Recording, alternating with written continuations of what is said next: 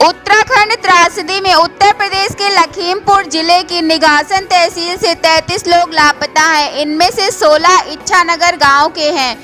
उनमें भी 5 तो एक ही परिवार के हैं। इन 33 के अलावा 2 और लोग लापता थे, लेकिन इनमें से एक का शव बरामद हो गया है, जबकि एक से परिवार की बात हो गई है। ये सभी तपोवन स्थित NTPC पावर प्लांट में काम करने गए थे।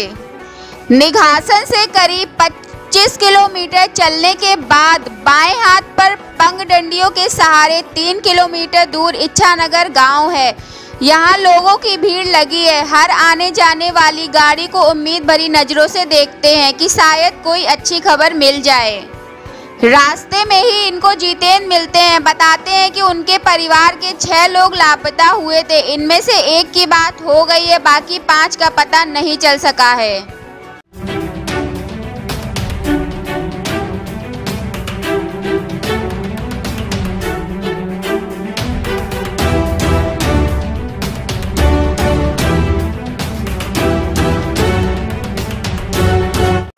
कांग्रेस महासचिव प्रियंका गांधी ने बुधवार को उत्तर प्रदेश के सहारनपुर में किसान महापंचायत में शामिल हुई। यहां उन्होंने पीएम मोदी को टारगेट करते हुए कहा है कि मोदी का 56 इंच का सीना सिर्फ खरबपतियों के लिए धड़कता है। वह इस देश को आत्मनिर्भर बनाने वाले किसान को हर रोज अपमानित कर रहे हैं। प्रियंका ने आगे कहा कि किसान का बेटा सीमा पर शहीद होता है। किसान का बेटा ही पीएम की सुरक्षा करता है। पीएम किसान को नहीं पहचान रहे हैं।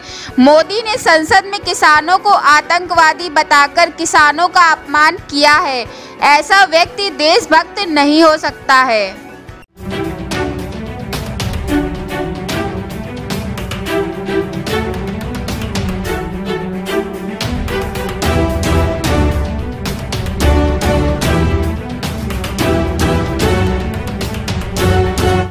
उत्तर प्रदेश में कासगंज के नगला धीमर में शहीद सिपाही देवेंद्र जसावत के गांव में मातम का माहौल है। घर के इकलौते लाल के शहीद होने की सूचना के बाद परिवार के सदस्यों का रो रो कर बुरा हाल हो गया है।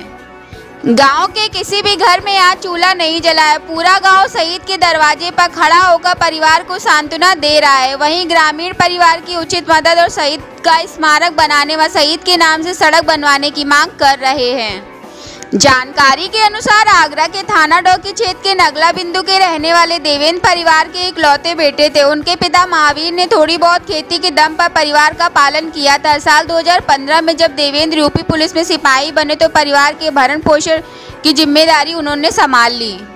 2016 में उनकी शादी चंचल के साथ हुई थी और वर्तमान में उनकी 3 साल की बेटी वैष्णवी और छोटी मात्र 4 माह की है। देवेंद्र की बहन की शादी 2.5 महीने बाद 2 मई को होनी थी। पूरा परिवार शादी की तैयारियों में जुटा हुआ था।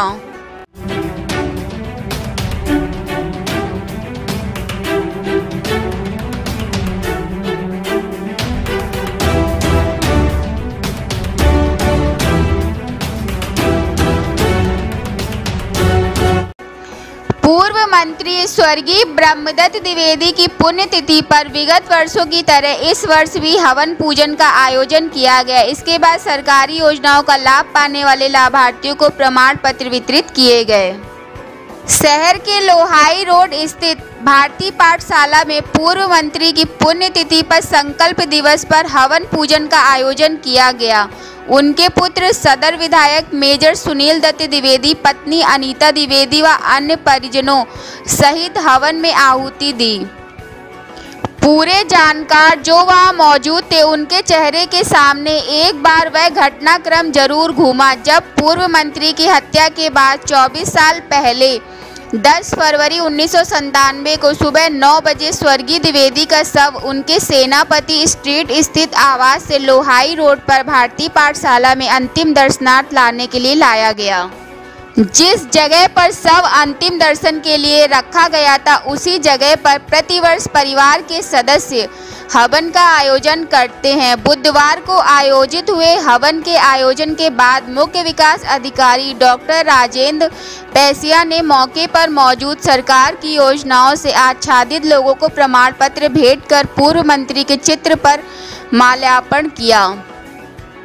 इस दौरान भाजपा जिलाध्यक्ष रूपेश गुप्ता, हिमांशु गुप्ता, डीएस राठौड़, पूर्व जिला अध्यक्ष भूदेव राजपूत, भास्कर दत्त द्विवेदी, डॉक्टर हरिदत्त द्विवेदी, अनीता द्विवेदी, मोहन अग्रवाल, नगर अध्यक्ष राजकुमार वर्मा, पंकज पाल, आलोक राजपूत आदि लोग उपस्थित रहे।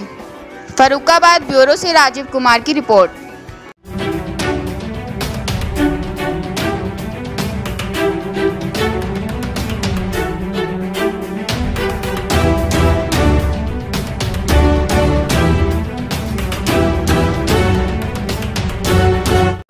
ग्रामीणों से बैंक कर्मी बन ठगी करने वाले 2 साइबर अपराधियों को गिरफ्तार कर पुलिस के हाथ बड़ी सफलता लगी है, जबकि एक आरोपी फरार है। थाना क्षेत्र के ग्राम अहिलामई निवासी होरीलाल कुशवाहा ने मुकदमा दर्ज कराया था, जिसमें कहा था कि खाते में पीएम मोदी के नाम से भेजे गए पैसे को चेक करने के चलते 3 अज्ञात आरोपियों ने लाखों रुपए निकाल लिए। आरोपियों ने मंडया निवासी सुरेश पांडे के 27,000 व शिकायतकर्ता होरीलाल के 72,495 रुपये व खंडौली निवासी सोनू पुत्र रामबरन के खाते से 14,000 रुपये निकाल लिए। पुलिस ने आरोपियों के खिलाफ धारा 419, 420, 467, 68, 71 व आईटी एक्ट के तहत मुकदमा दर्ज कर लिया। पुलिस अधीक्षक अशोक कुमार मीणा के निर्देश पर स्वास्थ्य टीम व थाना पुलिस आरोपियों की तलाश में सक्रिय हो गई।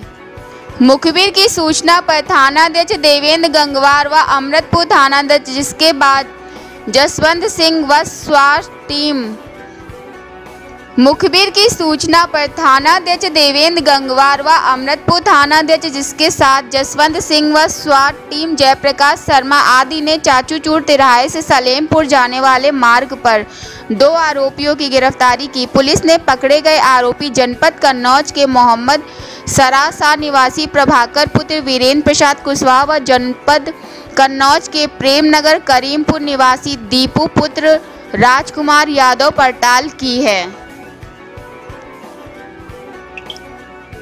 फर्रुखाबाद ब्यूरो से रमन शुक्ला की रिपोर्ट।